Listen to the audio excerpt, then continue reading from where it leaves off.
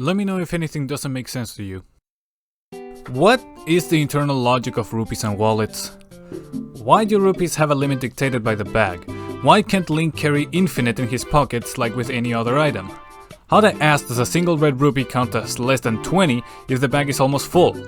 What if I can only fit 7 more rupees? Does the red rupee divide into 20 pieces and vaporize 13 of them? Link can carry so many weapons and tools, including a hammer heavy enough to move rusted and molten mechanisms and mafia execution tools like nothing.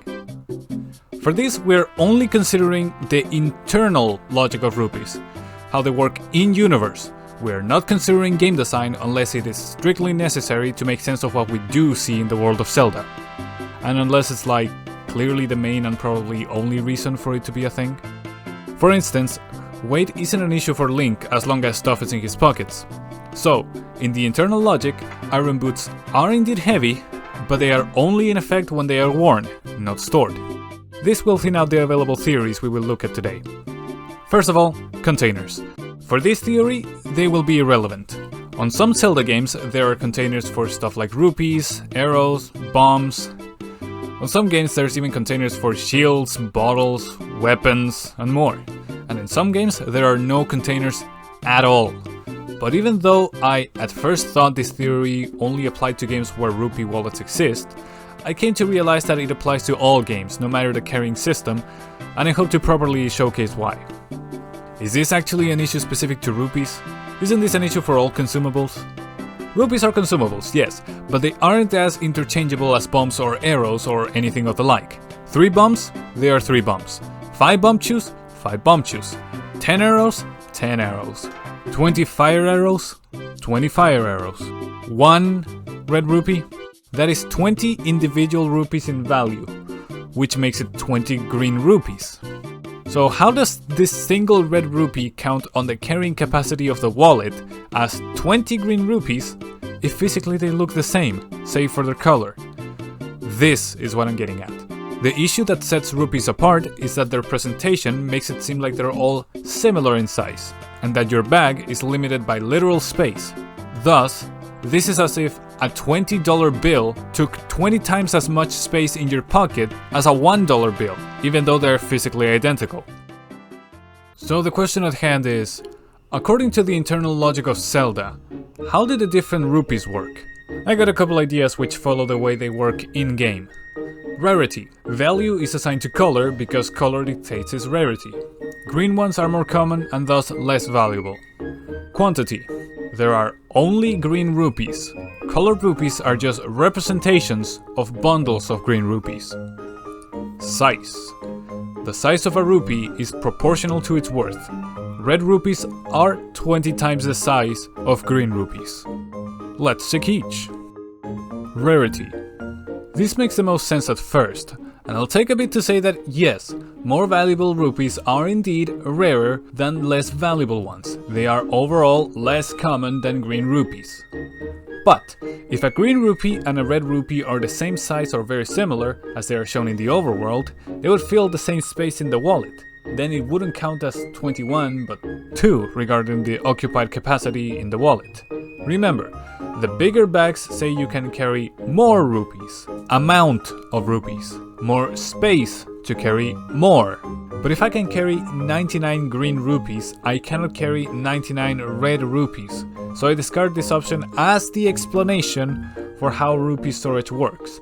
Rarity does explain a value question, but it does not explain the carrying capacity question, which is the actual question at hand. Quantity. Even though I do like the idea of Link not finding a red rupee, but instead 20 green rupees at once, since this is the case with bombs and arrows, where picking up a single icon means multiple of the item, I don't buy this. Even though it does happen in some games, it is said that the different colors have different values akin to coins and bills. It is established within the world's logic that a certain color is a certain value. While this idea does neatly explain how rupees fill up your wallets, one by one, it goes against a lot of statements made by the games, so it explains something that already works and makes everything else make less sense. Not good.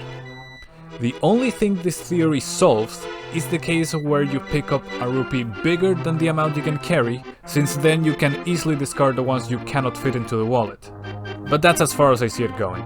Besides, going on a tangent here, since I said that the game's established that a certain color is a certain value, rupees have had a history of fluctuating on said value throughout the series. Silver rupees are the perfect example. They are worth 100 rupees in Majora's Mask and many other games, while being worth 5 rupees in Ocarina of Time, since they are a puzzle piece in that game. But there are other rupees that, by themselves, are worth 100 rupees, such as the big green rupee in Phantom Hourglass and Spirit Tracks, and the big blue rupee in Minish Cap. And to further drill this idea down, 200 rupees? Oh sure, that's the gold rupee seen here in Majora's Mask. Same value in Ocarina of Time, by the way.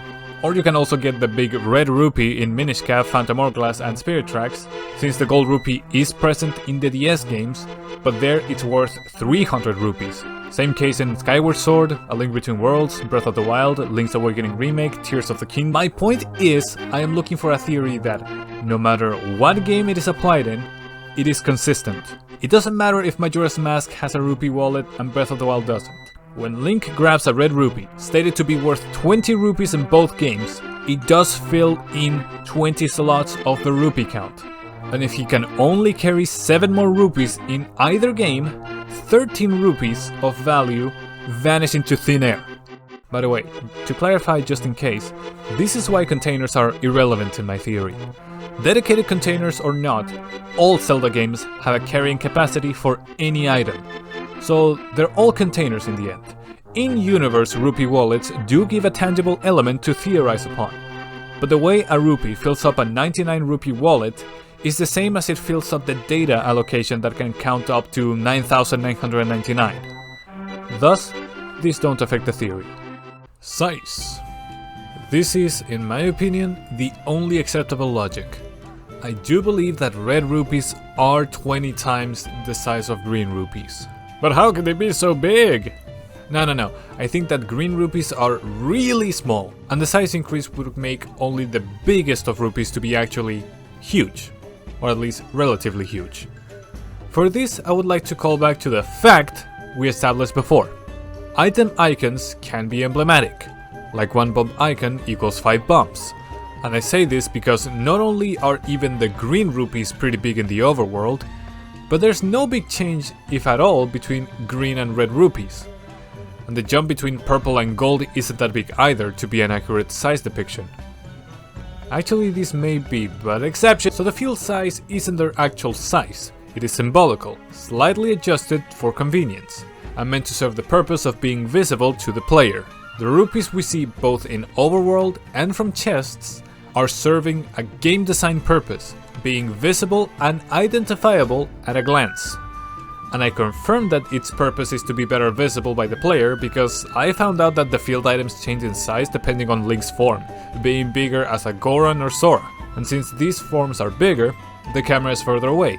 Link's model may get in the way, so items like rupees are bigger too so you can see them better.